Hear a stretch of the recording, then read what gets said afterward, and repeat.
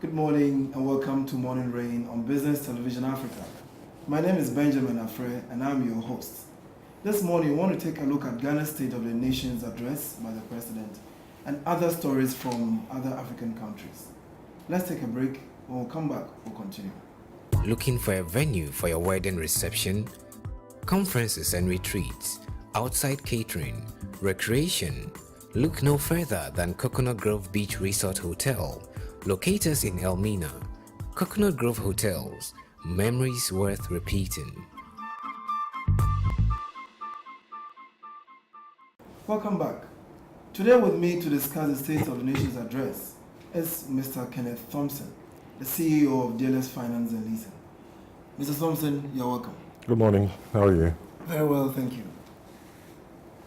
The President said a few things on the State of the Nation's address. So we want to, at the start, take your opinion on the general things that he said and your comments on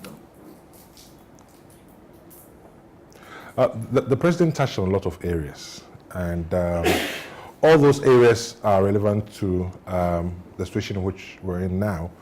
But I thought that maybe you could have a bit more forthright and dealt with certain issues that, in the last few months have really troubled Ghanaians.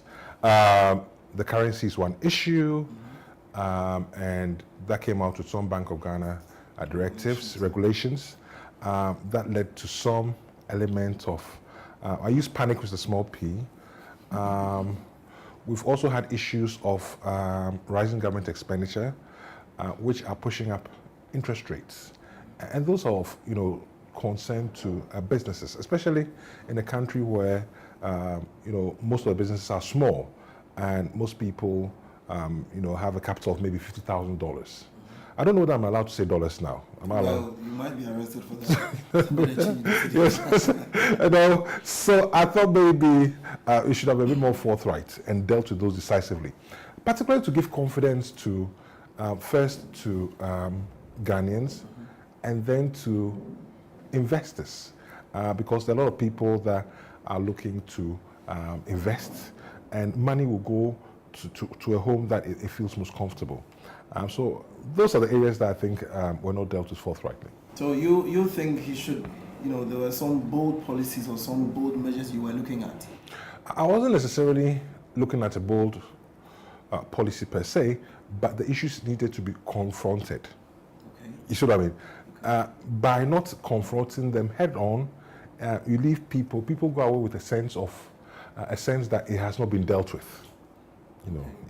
It needed to be confronted with. So, currency depreciation, what are we doing about it? Okay. Bank of Ghana directives, investors, what are we doing about it? Small businesses, what are we doing about it? And very forthright and confront those issues. That means you think whatever directives or whatever measures the Bank of Ghana has put in place probably might not be the best. That is what I'm gathering from what you're saying so far. Well, I don't know about whether it's the best, it's not the best. What I can tell you is what I think the possible consequences could be. Because you're suddenly, once you create, there's a certain element of even your currency's value that depends on sentiment. Maybe it's 5%, 10%.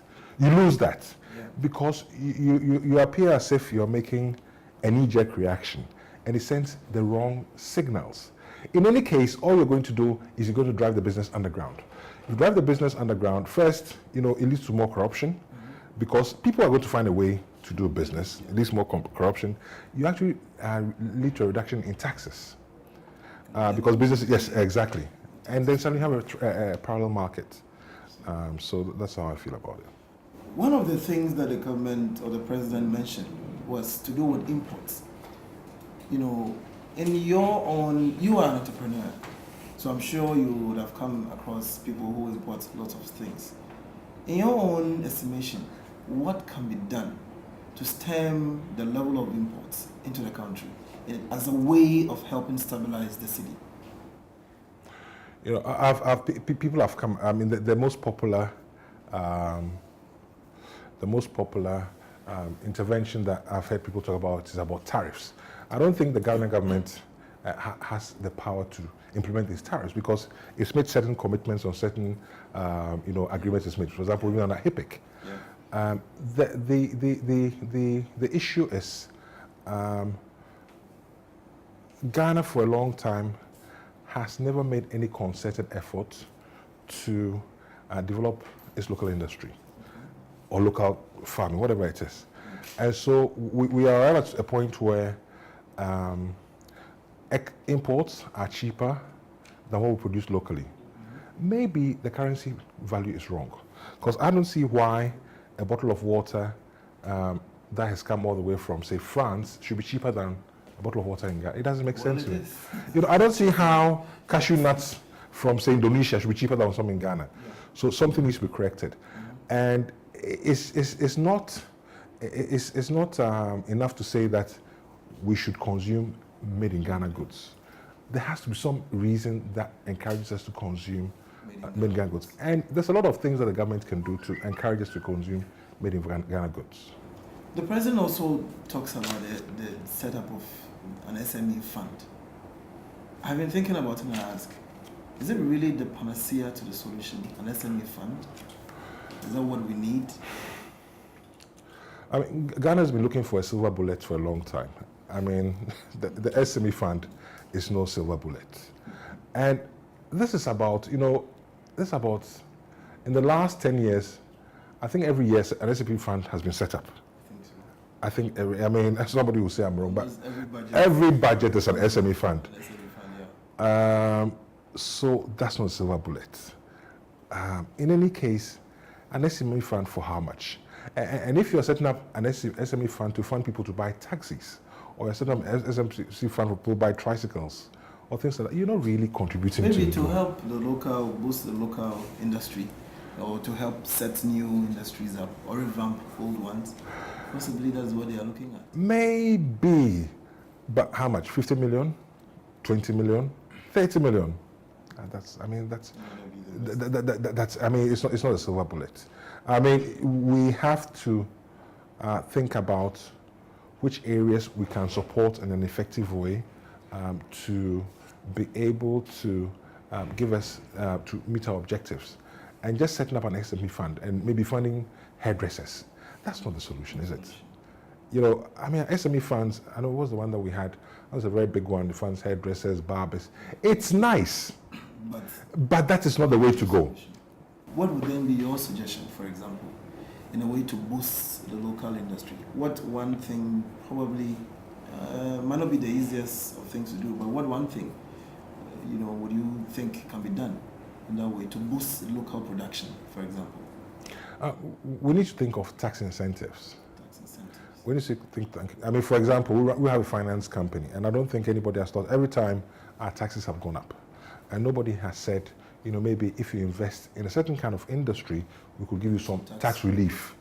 I think that there's a bank, one of the national banks was set up, and it had certain, one of them. But you see, we have to get our state institutions to do the things that they're supposed to do. We have NIB, we have ADB. What are they doing? I mean, it's our money. Collectively, we put our money in an institution, and it's our money. And we set it up because we wanted them to develop local industry, to support local agriculture. So what are they doing? And I think that anything like that should even probably channeled through them, rather than giving 50 million to SMEs or 20. These are, they're just, for me, it's more for the show, rather than any attempt to do anything. Politics rather than real business. Maybe it's politics, but it's for show. Really. You don't think there's real substance to it then? I don't think that... Or that it might be able to really achieve the target for... I don't think so. I don't think so. Would the banning of imports be the solution then? We can't ban imports. We have to focus on where we're strong, and then try and achieve competitive advantage in those areas. For example, you have people that import green pepper all the way from Burkina Faso to sell in Accra. Should that be possible? No. That means we're doing something fundamentally wrong. Because we have the soil. Exactly. We have the way to build it. Exactly.